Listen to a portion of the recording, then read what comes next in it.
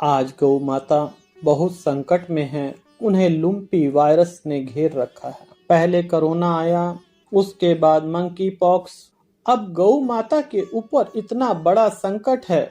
आज हम सबको मिलकर उनका साथ देना चाहिए। आप लोग जानते हैं इसका बचाव क्या है लक्षण, गौ माता को किस तरह से बचाया जा सकता है, आज इसी पर चर्चा करेंगे। इस संसार में अनेकों बीमारियां आईं, परंतु जगत जननी गौ माता ने सारी बीमारियों को अपने ऊपर ले लिया। जैसे मंकी पॉक्स अगर फैल जाता तो मनुष्यों की हालत कोरोना से भी बदतर हो जाती। नवरात्रों का टाइम चल रहा है। सही मायने में अगर नवरात्रों की पूजा अर्चना करना चाहते हैं तो गौ रक्षा करें। अगर आप लोग गौ रक्षा करेंगे तो माता बिल्कुल आपसे प्रसन्न हो जाएंगी। गौ माता जगत जननी है। इनके आशीर्वाद से ही इस संसार में नाना प्रकार के सुख भोगते हैं हम लोग। माता सूखा रूखा भूसा हरी चीजें खा के हमें दूध दही घी पनीर सब कुछ देती हैं। हमारे जीवन को सुखद बनाती हैं। हमारे लिए निरंतर वह प्रार्थना करती हैं इस संसार में जो भी प्राणी है वह सुखी रहे। गौ माता सबकी माता है। हिंदू मुस्लिम सिख ईसाई सबके लिए वह दूध एक समान ही देती हैं।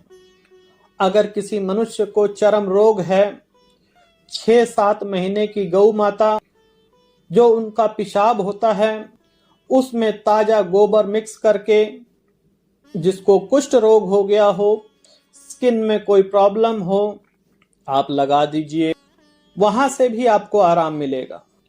आपको लीवर की प्रॉब्लम है, 2 चम्मच गौमूत्र 1 चम्मच शहद मिलाकर ले लें तो आपकी लीवर की प्रॉब्लम भी खत्म हो जाएगी। बहुत सारे साधु संत निरंतर इसका उपयोग करके अपनी लंबी आयु कर रहे हैं, निरोग रहते हैं। माता का एक एक कण कुछ भी बेकार नहीं जाता। जिस घर में गाय होती है वहां पर कोई संकट नहीं आता। जितने भी संकट हैं गौ माता अपने ऊपर ले लेती हैं। जिस प्रकार से कोरोना आया, मंकी पॉक्स आया, सारे वायरस मिलाकर वह माता जगत जननी गौ माता ने अपने ऊपर ले लिया। इसके लक्षण क्या हैं जानते हैं आप लोग? गौ माता को तेज बुखार होता है, नाक से पानी आता है, आंखों से पानी आता है। अगर ऐसा है गौ माता के साथ में तो ऐसे समय पर दूसरी गाय भैंसों को गौ माता से दूर रखें। निरंतर उनका उपचार करें और घबराएं नहीं। यह जानवरों से मनुष्य में नहीं फैलता, परंतु यह जानवर से जानवर में जरूर फैलता है। आने वाले टाइम पर अगर हम गौ माता की रक्षा करेंगे, वह स्वयं जगत जननी है, वह हमारी रक्षा जरूर करेंगी। अगर आपको गौ माता में यह लक्षण लगते हैं तो अपने पड़ोस में जो भी चिकित्सालय हो वहां पर अपनी गौ माता का इलाज कराएं। परंतु दुख की बात यह है कि इलाज कराने के बाद भी कुछ दिन पश्चात गौ माता की मृत्यु हो रही है। दुर्भाग्य ये है हमारा कि पहले बहुत सारे गौ सेवक थे जो टाइम टाइम पर बाहर निकलते हैं, परंतु आज सच्ची गौ रक्षा करने का समय जब आया है तब कोई नहीं दिखाई दे रहा। सड़कों के किनारे, गांव देहात में, नहर के किनारे, नदियों के किनारे गौ माता की लाशों के ढेर लगे हुए हैं। चमड़े वाला चमड़े निकाल कर ले जाता है, खाल यूं ही सड़ती रहती है, जिससे आस पड़ोस में बीमारी फैलने का खतरा भी हो रहा है और हिंदू धर्म पे कलंक लग रहा है।